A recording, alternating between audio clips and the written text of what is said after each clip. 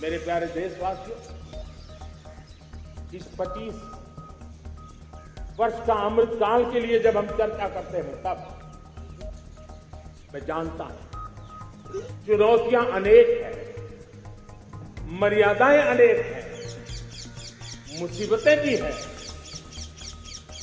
बहुत कुछ है। हम इसको कम नहीं आंकते,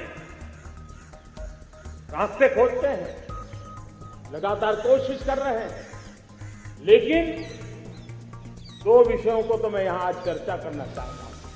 चर्चा अनेक विषयों पर हो सकती है, लेकिन मैं अभी समय की सीमा के कारण 2 विषयों पर चर्चा करता हूं। और मैं मानता हूं हमारे इन सारी चुनौतियों के कारण, विकृतियों के कारण, बीमारियों के कारण इस 25 साल का अमृतकाल,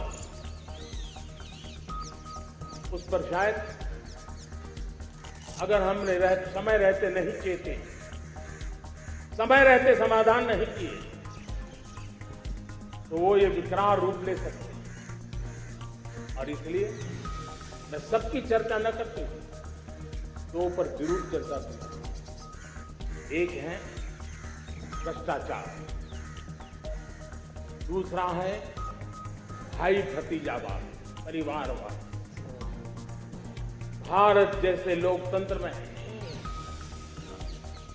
जहां लोग गरीबी से जूझ रहे हैं,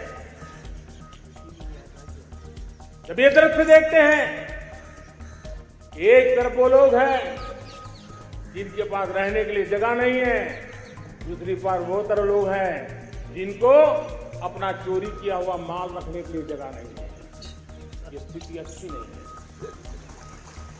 और इसलिए हमें भ्रष्टाचार के खिलाफ पूरी ताकत से लड़ना है।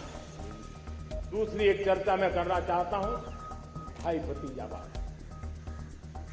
और जब मैं भाई भतीजावाद, परिवारवाद की बात करता हूं तो लोगों को लगता है मैं सिर्फ राजनीतिक क्षेत्र की बात करता हूं। जी नहीं, दुर्भाग्य से राजनीतिक क्षेत्र की उस बुराई ने हिंदुस्तान की हर संस्थाओं में परिवारवाद को पोषित कर दिया है।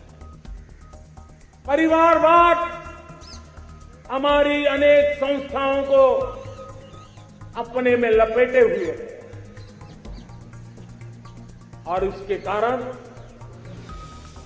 मेरे देश की टैलेंट को नुकसान होता है, मेरे देश के सामर्थ्य को नुकसान होता है। जिनके पास अवसर की संभावनाएं हैं वो परिवारवाद, भाई भतीजे के बाद बाहर रह जाता है।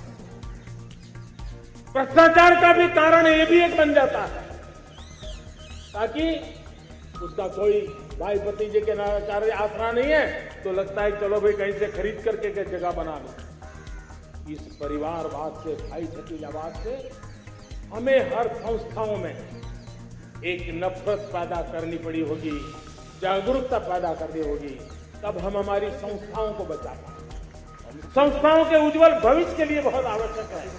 उसी प्रकार से राजनीति में भी परिवारवाद ने देश के सामर्थ्य को सबसे ज्यादा अध्याय किया। परिवारवादी राजनीति परिवार की भलाई के लिए होती है, उसको देश की भलाई से कोई लेना देना नहीं होता। और इसलिए लाल किले की प्राचीर से तिरंगे झंडे के आन बान शान के नीचे भारत के संविधान का स्मरण करते हुए मैं देशवासियों को खुले मन से कहना चाहता हूं, आइए हिंदुस्तान के राजनीति के शुद्धिकरण के लिए भी, हिंदुस्तान की सभी संस्थाओं के शुद्धिकरण के लिए भी हमें देश को इस परिवारवादी मानसिकता से मुक्ति दिला करके योग्यता के आधार पर देश को आगे ले जाने की ओर